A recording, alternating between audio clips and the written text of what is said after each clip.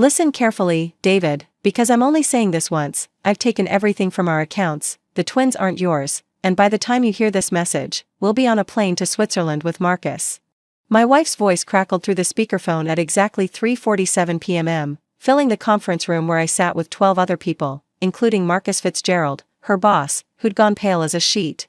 The recording continued as everyone in the room froze. 8 years of pretending to love you, and finally I'm free. Oh, and don't bother with DNA tests. Marcus already arranged fake results showing he's the father, but what Vanessa didn't know was that Marcus was sitting directly across from me, in the middle of our company's annual audit, where every word was being recorded for legal compliance.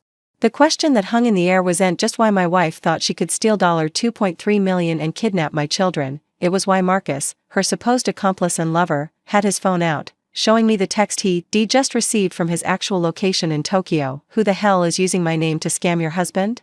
Let me rewind 6 hours. My name is David Sullivan, I'm 35, and I thought I had a perfect life. Beautiful wife, twin 7-year-old boys, successful career as CFO of a tech startup in Austin, Texas. That morning started normally. Vanessa kissed me goodbye, dropped the kids at school, headed to her job at the marketing firm where she worked as creative director under Marcus Fitzgerald. Except Marcus had been in Tokyo for 2 weeks, something I knew because I handled the company's finances and had personally approved his business trip expenses. So when Vanessa called from what she claimed was the airport, saying she was with Marcus, my fraud detection instincts kicked in immediately. But I'm getting ahead of myself. The first sign something was wrong came 3 months ago. Vanessa started working late, taking weekend, creative retreats, becoming protective of her phone. Classic affair signs, I thought. But when I checked our joint accounts, I monitor them weekly, everything seemed normal. No unusual purchases, no hidden credit cards, nothing. Then came the Mother's Day incident. The twins, Jackson and James, had made cards at school. Inside Jackson's, in his 7-year-old handwriting, "I love you mom, even when you cry at night about the bad man." When I asked him about it, he said, "Mom talks on the phone late at night. She cries about someone being mean to her. She says not to tell you because it would make you sad." That night, I installed recording software on our home security system, legal in Texas for your own property. What I discovered over the next month wasn't an affair. It was something far worse. Vanessa was being blackmailed. The calls came every few nights, always from blocked numbers. A digitally altered voice demanding money, threatening to expose something. Vanessa would cry, beg, promise to get more money. She'd already paid them $50,000 from her inheritance, the one she told me she'd invested in bonds. I wanted to confront her, help her, but something felt off.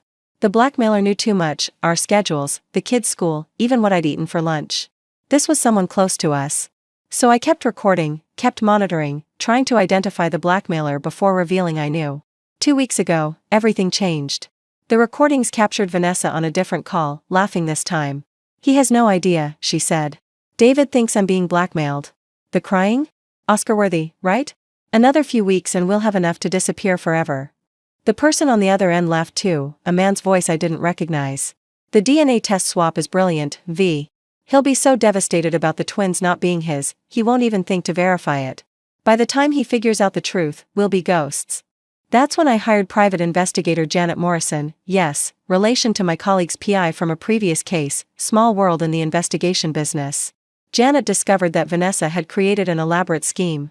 She was the blackmailer, using voice-altering software to call herself, creating a trail that made her look like a victim while she slowly drained our accounts into offshore holdings.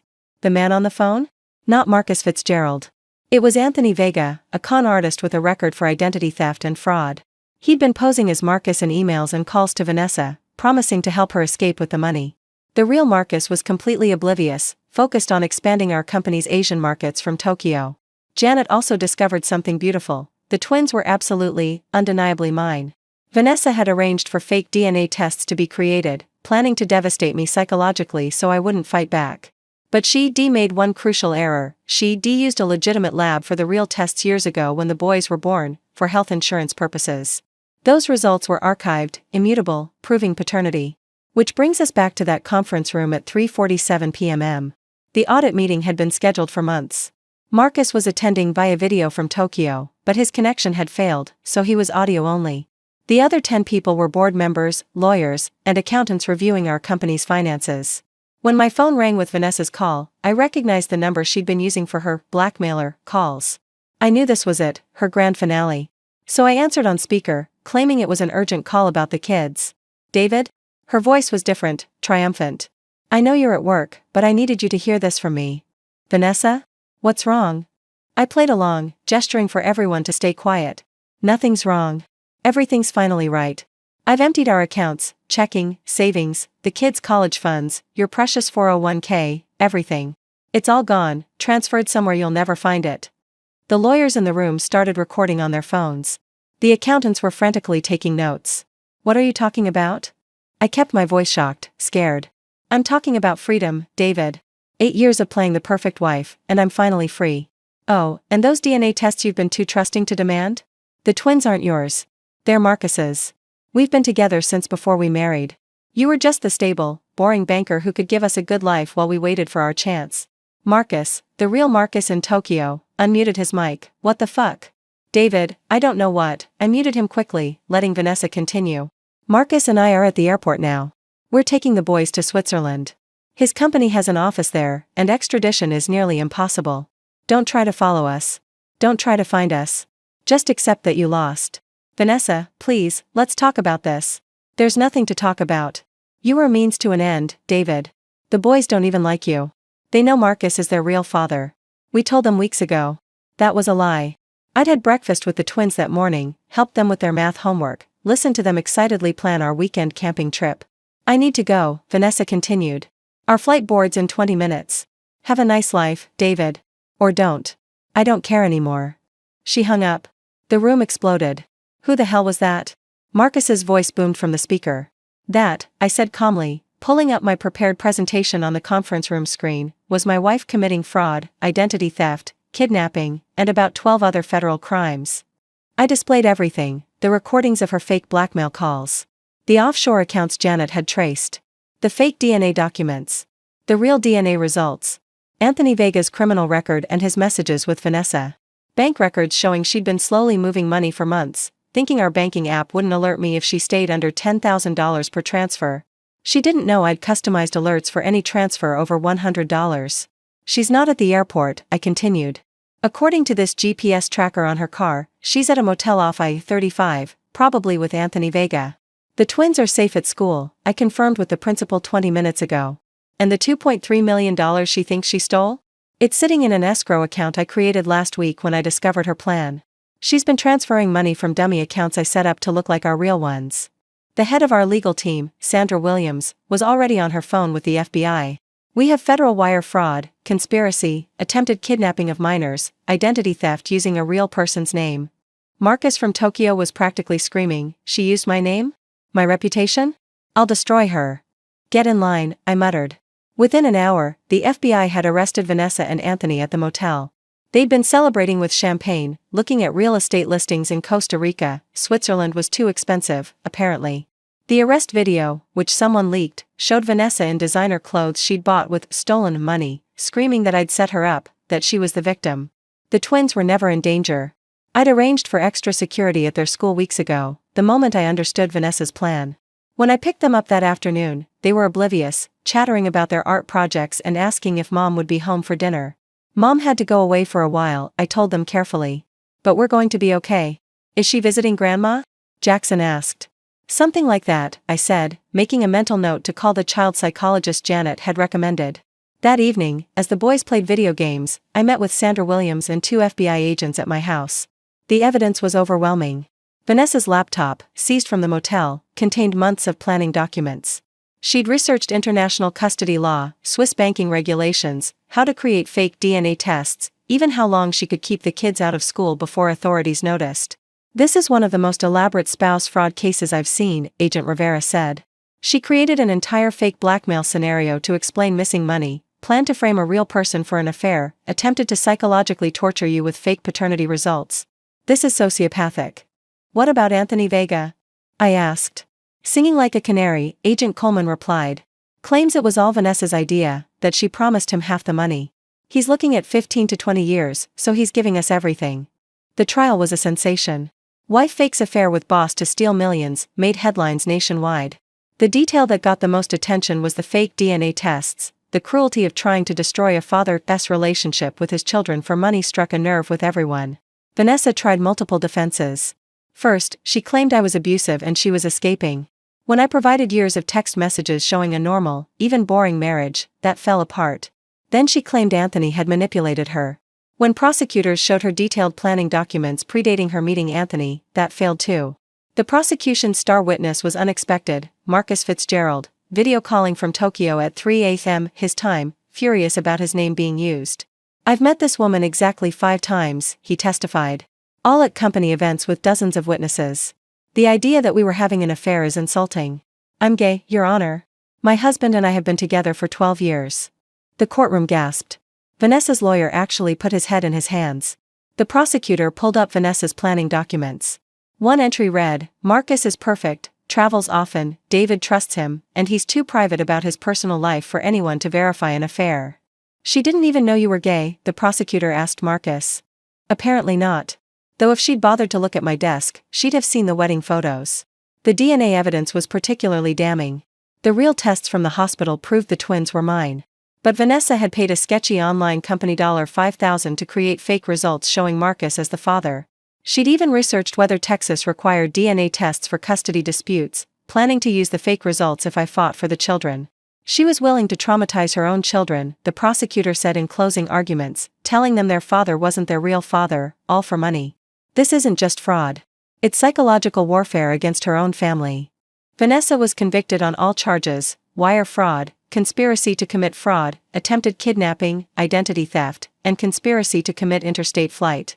The sentence, 12 years federal prison, no parole for at least 8. At sentencing, she finally spoke to me directly. "You destroyed my life." "No," I replied. "You destroyed your own life. I just refused to let you destroy mine." Anthony Vega got 18 years, with possible reduction for cooperation. He'd provided evidence of 3 other similar schemes Vanessa had researched but not executed, including one targeting a professional athlete she'd met at a charity event. The financial aftermath was complex but satisfying. Because Vanessa had committed fraud, she lost all claims to marital assets. The house, the real accounts, everything became solely mine. The money she'd stolen was returned from the escrow account I'd created. She actually ended up owing me money, restitution for the $50,000 she'd taken from her inheritance while pretending to be blackmailed. The twins handled it better than expected. The child psychologist was brilliant, helping them understand that mom made some bad choices and needs time to think about them. We didn't tell them about the fake DNA tests. They didn't need that burden. They knew they were loved, that they were mine, and that was enough. 6 months later, life had found a new rhythm.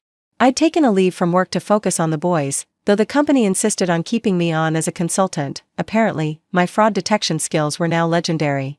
Marcus had returned from Tokyo and actually became a friend, bonding over the absurdity of being cast as the villain in Vanessa's fiction. "My husband still can't believe it," Marcus told me over coffee. "He wants to frame the court documents showing I'm gay just to prove it never could have happened." The boys thrived with stability and honesty. Jackson joined Little League. James discovered a love for piano. They asked about mom occasionally, and I told them age-appropriate truths. She'd made mistakes, she was getting help, and no matter what, they were loved. A year later, I received a letter from Vanessa in prison. Not an apology, I don't think she was capable of that. Instead, it was a complaint about prison conditions and a request for money for her commissary account. I sent the letter to my lawyer, who forwarded it to the prosecutor. Attempting to manipulate me for money while serving time for fraud showed she'd learned nothing. The boys are teenagers now. They know the full story. I told them when they were old enough to handle it. They've chosen not to have contact with Vanessa, who still has 3 years left on her sentence.